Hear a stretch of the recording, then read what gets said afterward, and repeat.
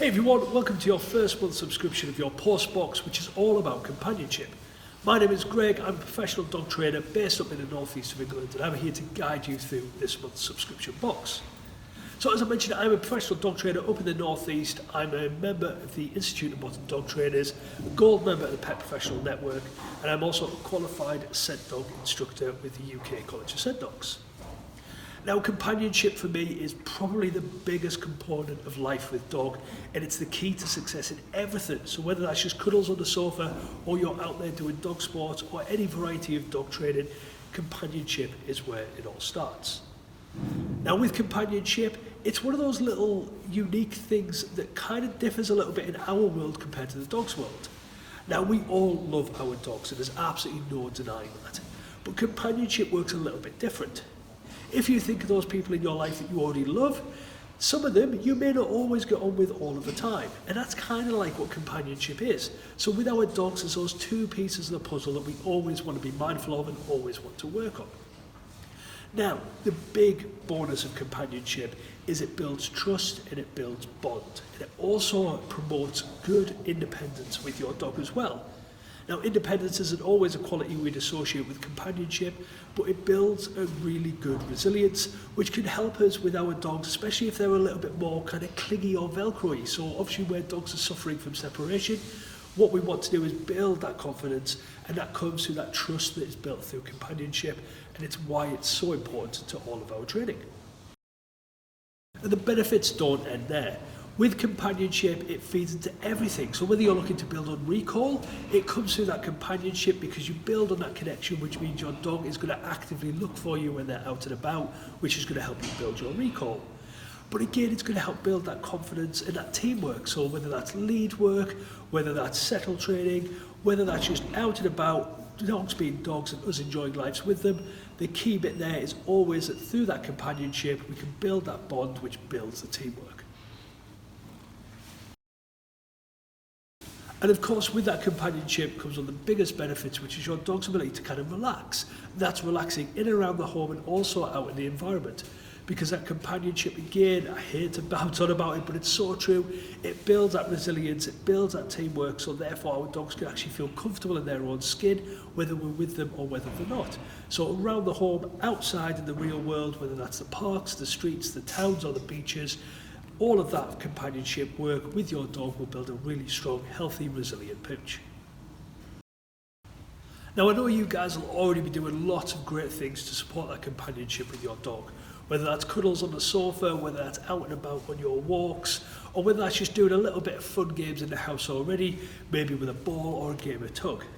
However, what the folks at Postbox have done is brought you a few unique things that can help tap into that bond even more with your dog, and even help you understand your dog a little bit more through the fantastic games in this month's box.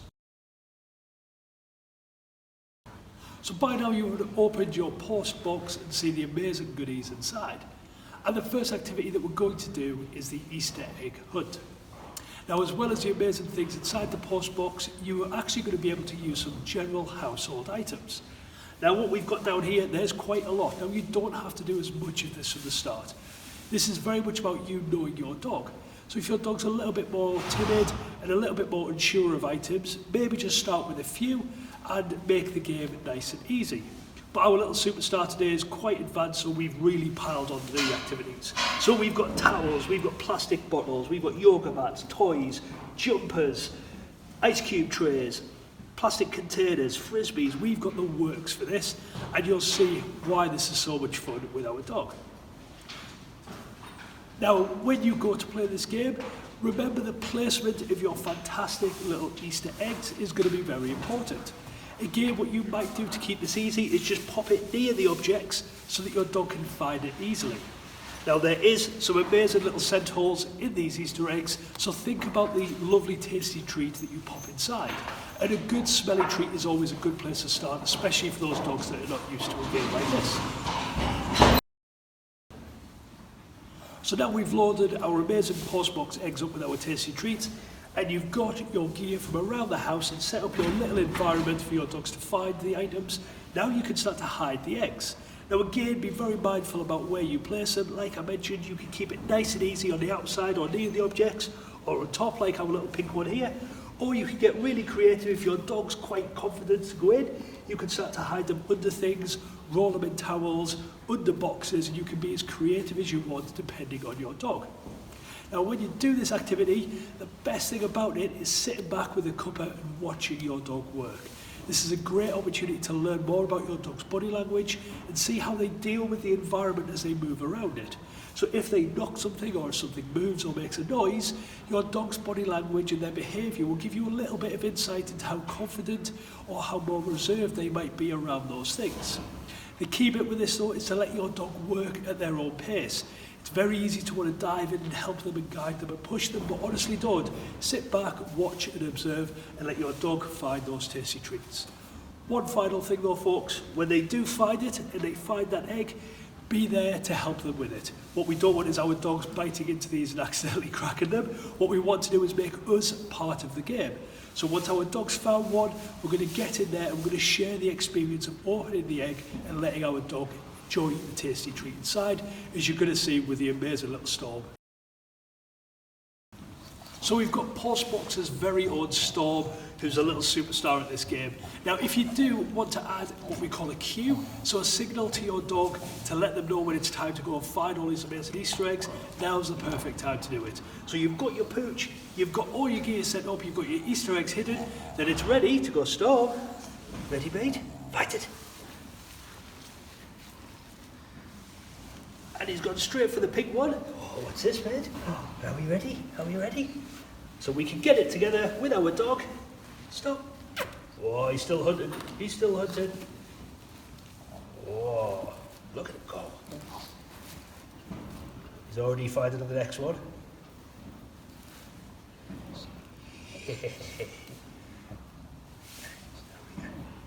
Good boy. Ready, mate? So now that we're here, I'm going to give him 2 in 1 now because he's found them both. And we're going to open those up. Yay! Good lad. Got it. Got it. Yeah. Oh, is that good?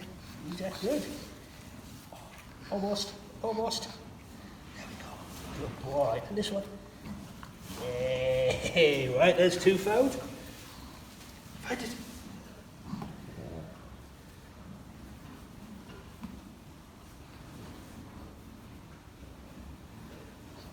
Excellent, well done, mate. We found it? Hey, we found it, good boy. What's this one? Are we ready? Yes. So there we are, we've got 3 now.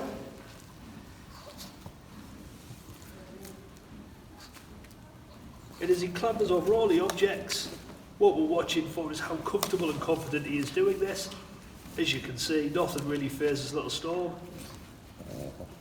But he's going to get that nose working. Really fun, energetic game. He's got to problem solve to find those eggs and really work that nose.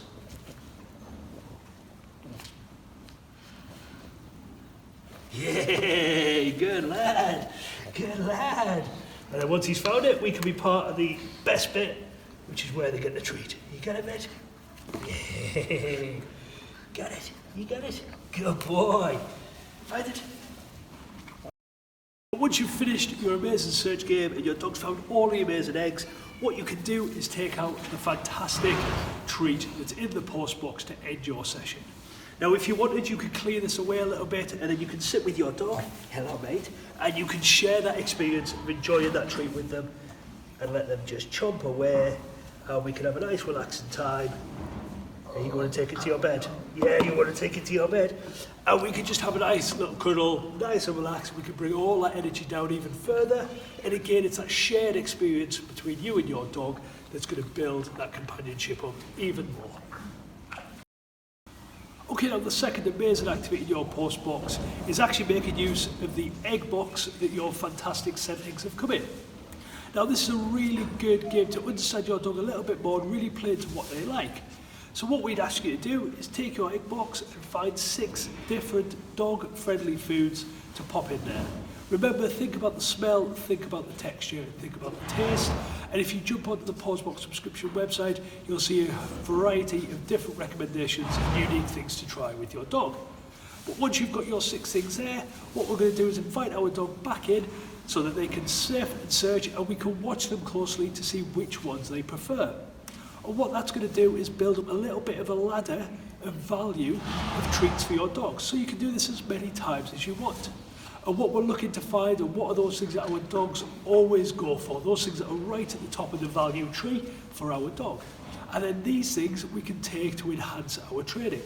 So when the environment or the job or the skill that we're trying to teach our dog gets a little bit more difficult, we can go up our tree and get those really high value rewards to really help build our training and make those hard work sessions with our dog really worthwhile. So give it a go. So here's the amazing Storm once again, and we're going to give him our 6 tasty treats, and we're going to watch him really closely to see which he likes the best. You ready, buddy? Go on. Go on. You don't want to finish. There we go.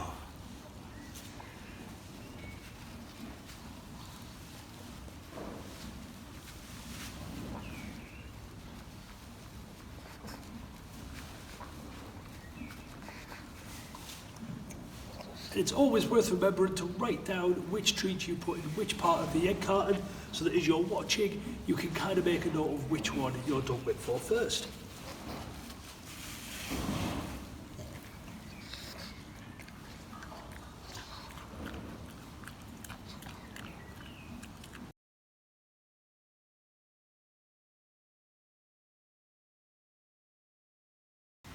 Hey everyone, welcome to the Ask the Expert section, where we've got a few of your questions for me to go through and hopefully give you some insight into the answers.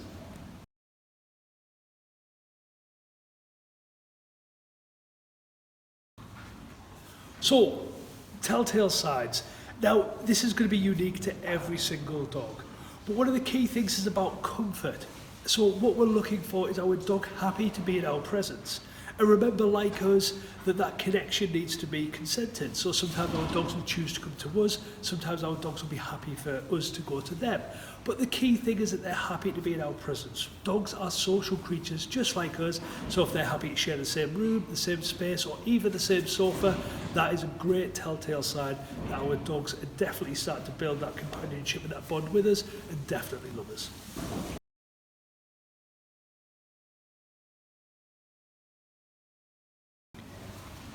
So unhappy and nervous. Now with this, our dogs communicate through their body language first and foremost.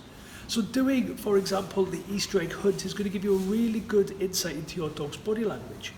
So what we're looking for are those little tells in their body language that might give you some insight. Now there's a whole host of them, but I'll give you a few of the most common ones.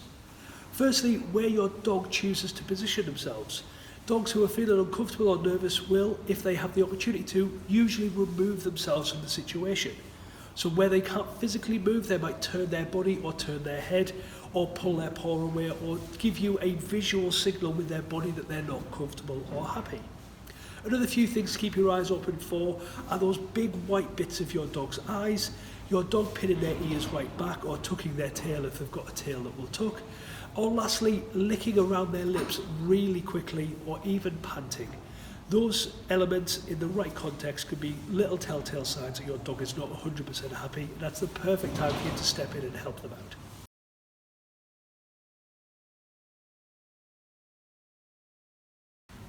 Now again, this is actually going to be dependent on each and every dog. Now, a bit like us humans, there's always going to be people who you bond with stronger than others, but that doesn't mean that they don't like or love the other people in the house. So the key thing is about making sure that we understand where our dog is the most comfortable, and if there's a member of the house who wants to build on that bond, then use the games in the post box to help you out.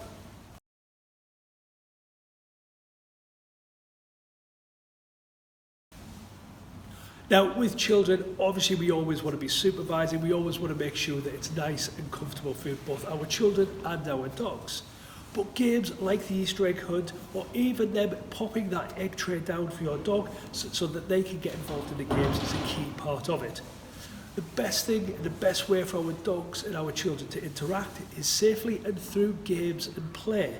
And usually those games and play are best done with something in the middle. So that might be a tug toy or that might be the Easter egg hunt. But what I would definitely try and discourage a little bit is that real rough and tumble play between our children and our dogs, because naturally, like us, it can escalate and it can get a little bit silly at times, and that's what we don't want. So what we're always looking for is nice, fun, safe play where there's teamwork involved rather than a lot of hands-on.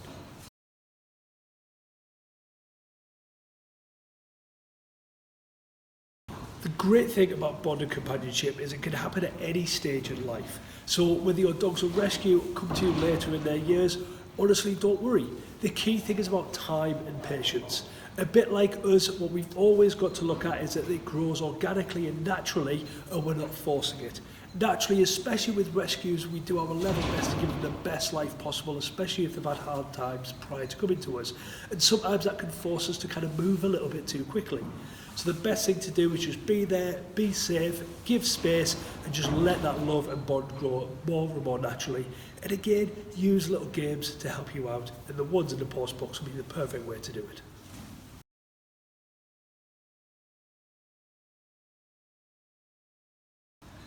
Really good question. Now, like us, boundaries are everything. So boundaries are not necessarily about companionship and love. It's just about how we interact and what's comfortable between us and our dogs. And we often hear that saying, if I spoil my dog too much, and I don't believe in that in the slightest. But what we do need to do is make sure that we are consistent. So if your dog is doing something where you think those boundaries are just blurring or they're not quite where you would like them, the key bit is to ensure that those boundaries are consistent and that you and everybody else who takes part in the care of your dog is doing the same thing. And that way you will be able to create those boundaries without compromising your relationship or your bond or your companionship.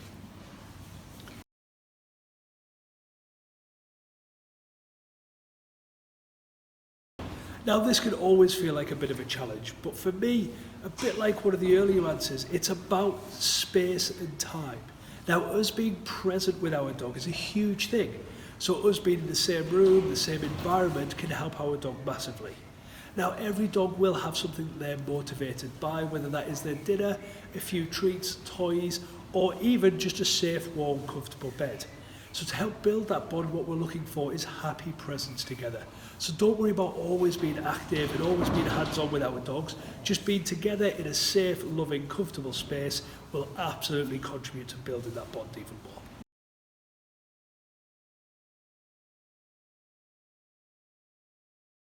Absolutely yes, especially in multi-dog households, and because time can sometimes be a constraint, we can try and do everything with every dog all at once.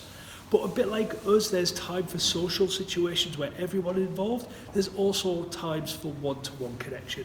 So I would actively encourage everyone to spend a little bit of time one-on-one, as well as doing things as a group as well. Remember that that time doesn't have to be hours and hours. 2, 3, 4, 5 minutes at a time is absolutely plenty. So why not pop the kettle on, grab a few treats, and just sit down with one dog and practice a few skills, a few tricks, or even just enjoy some cuddle time and enjoy those treats together.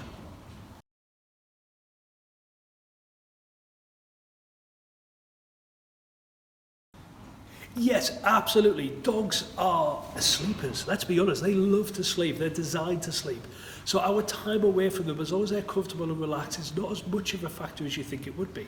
If they're happy snoozing and sleeping whilst you're away at work or out busy living life, the key bit is when you come back together, you do spend some of that quality time together, and that's the most important thing. So don't worry about that time apart. It's about the time that when you're together, that's what's going to build that companionship and really create that trust bond.